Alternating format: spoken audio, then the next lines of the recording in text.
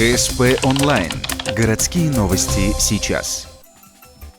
Пятница, 10:00, детский парк. Всероссийский олимпийский день. Ухтинские спортивные лагеря проводят череду соревнований, от веселых стартов до силовой гимнастики.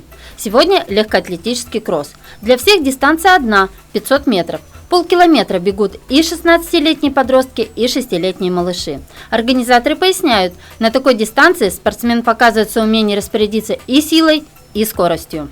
Но мы все ребята спортивные, подготовленные и проверяем своих ребятишек, насколько они улучшают свои результаты. У кого-то идет плюсы, у кого-то на том же уровне. Идея одна – спортивный здоровый образ жизни всей страны.